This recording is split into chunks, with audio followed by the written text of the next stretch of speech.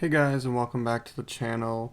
This is your host JD or Jacob, and I am here today to present a preview of tonight's 7-game NBA slate for DFS tonight on DraftKings. To get started, we'll go over some of the injuries that we are dealing with tonight.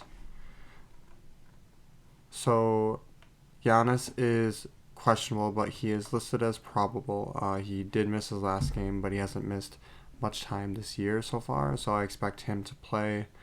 LaMelo Ball is questionable with his ankle injury, but looks like he's just been upgraded to probable, so that's a good sign for the Hornets. Anthony Edwards is now questionable due to an illness. He is one of the guys I was actually looking at tonight, so it'll be a question for if he's in or out. If he's in, I like him a lot tonight. If he's out, then bump to Nikhil Alexander-Walker, as well as Towns, Gobert, and McDaniels.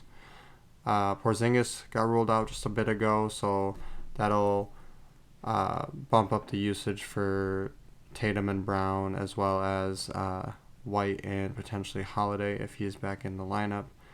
Cunningham is questionable, but is more on the doubtful side tonight. He has missed the last 7 games. Darius Garland is still out, as well as Evan Mobley for the Cavaliers, but should be returning shortly in the next week or two.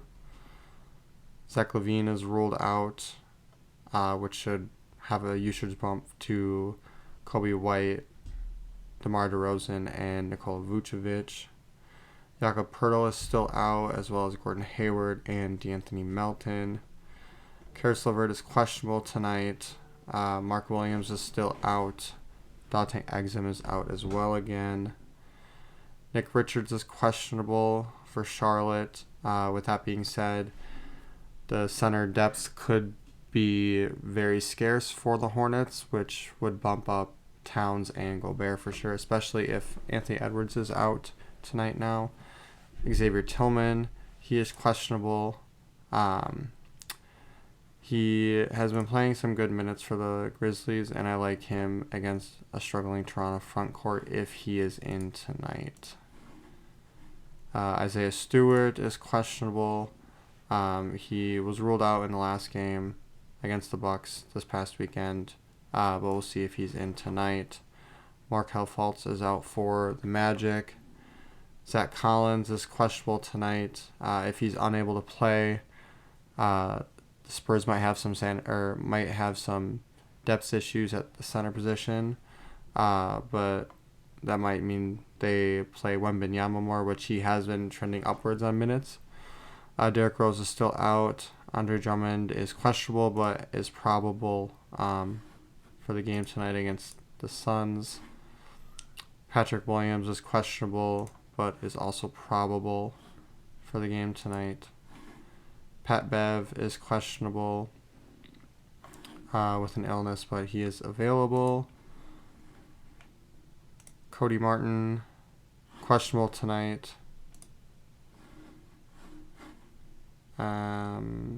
Dominic Barlow, that's the other center for the Spurs. He is questionable as well. Other than that, there isn't really any major injuries, so we will move on to our first game of the night, which is San Antonio and Philadelphia. To start off, San Antonio, 8,700 for Wembanyama is just still too cheap. I mean, I understand that he's only playing 24 to 28 minutes a night, but he's just killing recently.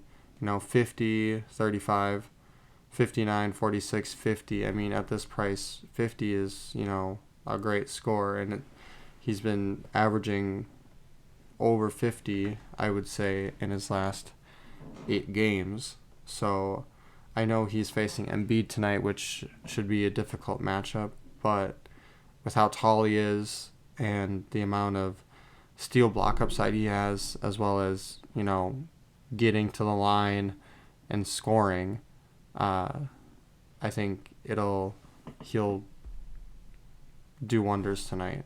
But other than that, the Spurs, nothing interests me. Yeah, it's just kind of Victor, and then everyone else gets theirs when they get theirs. For Philadelphia, Embiid at 11.4, I think is a little bit too cheap. He's just been monster this year. The rebounding has been a little down lately. Only 10 rebounds. I feel like he's more on the 13, 11, 14, 12. So with that being said, he could get some more rebounds tonight, I see. And assist numbers should go up tonight because San Antonio is not a great defensive team. So I like his assist upside as well. Maxey at 88 is a nice play. I don't necessarily think I would go for him, but the matchup is definitely there. Tobias Harris at 6,900. He is an interesting tournament play tonight, considering the forward depths. He'd be very low owned against San Antonio tonight because there's a ton of forwards that are in great spots. He's just a little bit cheaper, and with Melton out, he might get a little bit more ball handling duties. So he is an interesting play tonight. Other than that, there really isn't anyone I am looking at on the Philly side. So with that, we'll move to Cleveland, Orlando. For Cleveland, it's the Donovan Mitchell show, along with Jared Allen, since Darius Garland and Evan Mobley are out. For tournaments, I would say both of these guys probably will be low owned or not as highly owned, I don't think, just because the matchup is tough against Orlando. But they're just playing so many minutes a night, it's kind of hard to not play them. For Donovan and Jarrett, they've been playing around 36 minutes a night. Donovan's going to get his 30, 34, 45, 34, 34. So I think he scores 30 points tonight. For Allen, double, 5, 6, 7, 8, 9, 10. I mean, he's at a double in over 10 straight games. I don't see that stopping tonight. His price has actually come down. So I like him as a low-owned sleeper tonight. But other than that, I might have some interest in Sam Merrill if Karis LeVert is ruled out. Max Strus has been losing minutes. Now, I don't know if that's just because of these blowouts here, because that's what it looks like. So he might be an interesting target tonight, but at 5,600 for his pretty limited role, other than shooting, I would say that's too cheap or too expensive for him. And Isaac Okoro is someone as a salary filler I wouldn't mind tonight. He's starting and should be on the floor 30 minutes.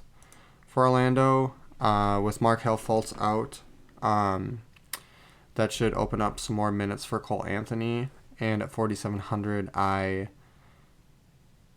don't hate that, especially as like a low-owned tournament play. He hasn't been playing well this January. The minutes have kind of been sporadic. But, I mean, if he can get you 12 points, 4 rebounds, 4 assists, that's just over 20 fantasy points with the upside to get, 30 plus fantasy points. So I like him tonight, especially against Cleveland, where they might be playing a little bit faster of a pace than Orlando normally does. Banchero at 86. I don't really think there's anyone on Cleveland that can defend him, and I think it's just a tough personal matchup for the Cavs.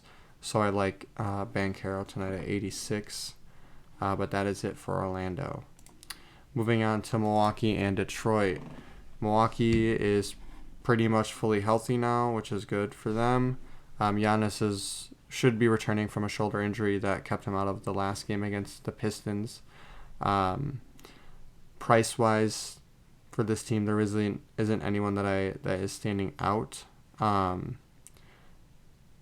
It might get a blowout, but if the blowout happens, the minutes will get spread out pretty drastically, between Portis, you got Connaughton, Ajax, Jay Crowder is back in the mix, Cameron Payne probably get some minutes, as well as Beauchamp. So I'm kind of off Milwaukee tonight, even though they're facing Detroit, who's the worst team in the league. But none of the prices are necessarily standing out to me other than Giannis at 11,000, which he can totally destroy that price tonight. He would be the only person I'm interested in.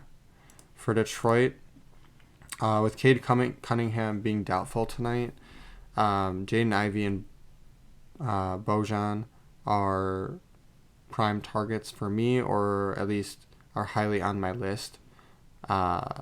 I think they're just too cheap. And if Alec Burks is going to continue to play well, 5,400 just seems a little too cheap for him compared to the other people around him. And then potentially Amen Thompson at 46. Or not Amen, sorry, Ausar Thompson at 4,600. With Cunningham out of the lineup, he's stepped up the last few games, playing some more minutes, and finding that bench role that they have been trying to get him into. But other than that, I don't really see much for this Detroit team. And with that, we'll move on to probably the chalkiest game of the night, which is Memphis and Toronto. Memphis is gouged with injuries and having a bunch of young players play. Basically, their season is done for. So yeah, it's just kind of seeing what they got, and they'll be an interesting team to see what happens throughout the year. So first off, Jaren Jackson Jr. 7,900. I think it's a great price. With Bane out of the lineup, he should have a ton of usage. Vince Williams Jr. at 6,200. I don't know if he necessarily has the upside at this price. If we look at his previous fantasy scores, he has a couple 40 burgers, 34-25, 37-28. So it's possible. They are facing Toronto, who struggles defensively, as well as Memphis. And if he's going to play almost 35 minutes a night, 6,200 on a team that's not trying to win now, I like him. Luke Kennard at 5,400. I wish he had a little bit more upside, but if you need a last-minute filler at that price, I don't hate him. Aldama at 5K. If Tillman is ruled out, I would like Aldama a little more. But as a bench piece, I like him. Tillman, if he is ruled in, I like him tonight as well. But other than that, for Memphis, that's kind of it. Toronto, Scotty Barnes, 8,200, I think is just too cheap, especially if he's averaging 45 fantasy points a game this year. RJ Barrett and Quickly have been good since they've been coming over to the Raptors. Barrett has surprised me, actually, with his scoring, 20, 26, 24. I think this is that price that is too high for him. I think for him to succeed, he's probably like 6,600 and below. This price just is a touch too high for him. And same with Emmanuel Quickly, for me at least, for my personal preference. But they should, be close to 35 fantasy points tonight, I would say, between 30 and 35. And they get a good matchup against the struggling, injury-riddled Grizzlies. So I think they could do very well tonight. I just don't know if I'm clicking their name specifically. Bruce Brown, he just got traded over there. He is still getting into the rotation with everything happening with this newly formed Toronto team. I don't hate him at 5,100, but I don't exactly know what his minutes are going to look like with this team yet. And then Gary Trent Jr. at 4,400. I think that's too cheap with how much he's been playing lately. 26, 30, 31, 24 minutes, 24, 20. I don't hate the potential upside at this price for him. With Bruce Brown coming over, it might cloud things up for the Raptors on the bench, but he has been playing well in January. Next, we will move over to Charlotte, Minnesota.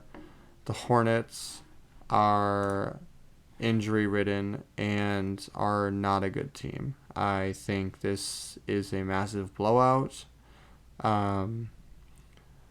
But if Anthony Edwards is ruled out with his illness, I don't hate Terry Rozier tonight from the Hornets at 7,700.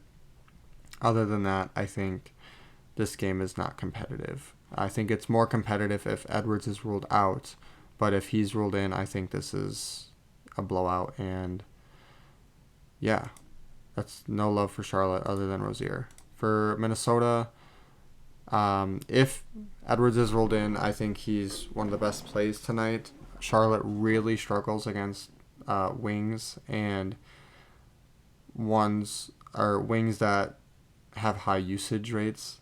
So I don't think there's really anyone who can necessarily guard him on the Hornets. And so I think if he is ruled in, great play tonight. If he's ruled out, then Towns, Gobert,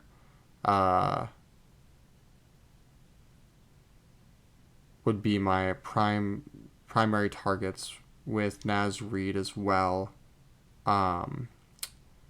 Alexander Walker at 3,500. He's interesting because the last time that Conley was ruled out, he played 40 minutes, and Conley's not playing tonight. If Edwards is ruled out, he should definitely be playing a bunch of minutes, I would think. I would say he's projected for probably 24 minutes tonight. And at 3,500, I mean, there isn't much else you're going to get. Kyle Anderson at 37, I don't hate, actually. He's... excuse me. Oh, sorry, I thought I was going to sneeze again. When Conley and Gobert were out, he played 39 minutes. So if Edwards is ruled out, I don't hate Kyle Anderson as a low-owned option either. He can get you some, 6 points, 6 assists, 6 rebounds, a block, a steal, and somehow manage his way to 27 points or some fantasy points. So, and especially against a struggling Charlotte team, that might just be a recipe for success, especially, for a low salary player. For Boston and Dallas, that's their next matchup. This is probably the most competitive matchup of the night. With that being said, Porzingis was ruled out a little while ago. That increases my like for Jason Tatum tonight. I don't necessarily think Dallas has... they can send Grant Williams at him, but I don't think he can defend him. I don't think Josh Green can defend him. Derrick Jones Jr., he could probably defend him better, but I think Tatum is going to take this matchup and run with it. Jaylen Brown at 8,100. I like him tonight too. It's hard to necessarily see the upside for Brown when he's more of a scorer, but doesn't necessarily do as much in rebounding and assisting as I would like. But I think he wouldn't be as high owned as Tatum, so he would be a nice pivot I'd say. Derek White at 6,700 is someone that's high on my list today. He's been primarily priced in the mid sevens the last month and a half, so I this might be a misprice, but I think he is a nice option as well for the Celtics. Cornette should get some run at the center tonight. He probably will pick up steam being a salary saving center. Other than that, nothing for Boston I'm interested in. For Dallas, it's Luka and Kyrie. That's pretty much it. Luka hasn't necessarily been as explosive or magical as we have seen in the past. Kyrie's been doing a lot of the scoring lately. And with Kyrie facing Boston, a team that he used to play for, I think he will have a chip on his shoulder tonight. So I think Kyrie Irving is a nice tournament play off of Doncic tonight. Derek Lively at 53 is somewhat interesting. With Porzingis out, Horford will have to play more of the center, which will stretch Lively out on the perimeter. So I forgot to mention Horford. I do like Horford tonight as well. But for Lively, he's been involved a little bit more. Now that he's healthy, his minutes have resurfaced to being more consistent. I think he gets 26 minutes tonight and can get you close to a double-double. Let's see what his last two games.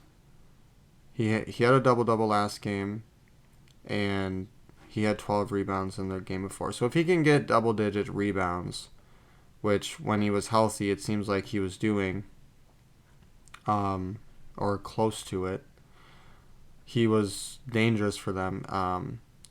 I also think that with Porzingis out of the middle in the paint tonight, it opens up the lob a little bit more for Doncic. So there could be some lob dunks tonight, I think, which could help Lively score, just finishing at the rim. And as a rookie, that's, and being a center, that's how you get most of your points. So I would say Lively is someone I'm interested in to a point. But other than that, that's it for Dallas. And then our final game of the night, which is Chicago and Phoenix. Chicago is without Zach LaVine tonight, which should bump up the usages for Kobe White, DeMar DeRozan, and Nikola Vucevic. Drummond and Patrick Williams are questionable, but they are on the probable side. This game is interesting. I think this one will be a competitive game as well, with Phoenix still finding their way with Bradley Beal in the lineup now. I like Kobe White and DeRozan tonight. Vooch at 7-7. I don't hate it, but I think there are better plays. Especially, I guess, on the Phoenix side, I prefer Nurkic over Vooch. So I think they're just better priced plays on the board tonight, which would have me off of him. But I wouldn't tell you not to play him. I just think his price is a bit too high for me. But yeah, DeRozan, White, and then Vooch would be the three for me. For Phoenix, Durant at 9,100 I think is just way too cheap. The fact that Booker is higher priced than him, I think is a misprice, especially in this matchup. There isn't really anyone that's going to be able to defend Durant, in my opinion, from Chicago. And they're probably going to put Caruso on him, who is a smaller defender. And if they end up not putting Caruso on him, they'll put Caruso on Beal or Booker, and that leaves Patrick Williams, who is still new to the league. DeRozan, and he's not known as a defender by any means. So I like Durant tonight. I like Nurkic in the middle. At 7,000, I think he is. This matchup is just too juicy, and with it being the late game, I like him as a low-owned threat at the end of the night. And for Phoenix, that's about it. Yeah, I would say Durant for sure, Nurkic high on my list too. And with that, that's the preview for tonight's NBA slate. With that, you should like and subscribe to the channel for more DFS stuff that I'm doing. I am trying to do a bunch of stuff coming up here. And yeah, if you enjoyed the video, comment your favorite play of the night tonight.